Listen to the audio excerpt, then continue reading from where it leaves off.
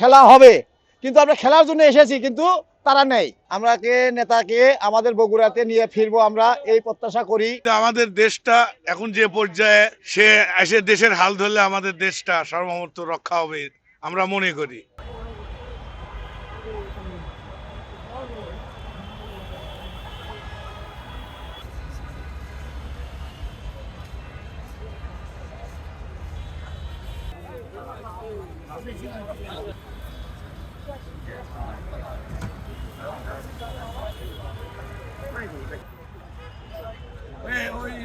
আমাদের প্রিয় লিডার বগুড়ার সন্তান, দীর্ঘ 18 বছর নির্বাসনে থাকা, তাই আগামী কাল বৃহস্পতিবার আমাদের মাঝে আসতেছে, তাই আমরা আমাদের সন্তানকে দেখতে আমরা ছুটে এসেছি। এখানে এসে আমরা এখানেই তাম্বুতে আর কি 2 দিন হচ্ছে।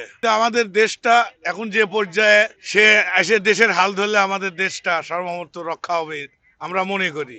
আমাদের যেহেতু বগুড়ার সন্তান, আমাদের চাওয়া বাংলাদেশের 18 কোটি মানুষ যাতে নিরাপদে থাকে এবং সুন্দর ভাবে দেশ পরিচালনা করার দায়িত্ব পায় আগামী নির্বাচনের মাধ্যমে। আমরা তার জন্য এখানে সারা রাত কেন মশার কামড় কষ্ট করে আমাদের ঝড় বৃষ্টি হলেও এখানে আমরা থাকতে রাজি আছি।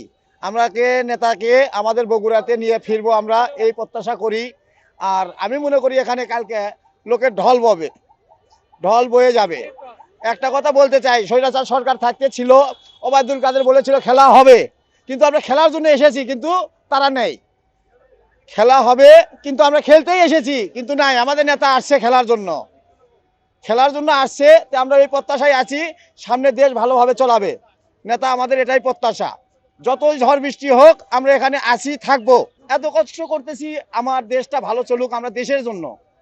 আমরা দেশ 18 কোটি মানুষ ভালোভাবে আমরা চলবো, সুষ্ঠু একটা দেশ চলবে, কোনো বিশৃঙ্খলা থাকবে না, দেশটা নিরাপদভাবে চলবে, এটাই আমরা চাই। Well done, side by side, free.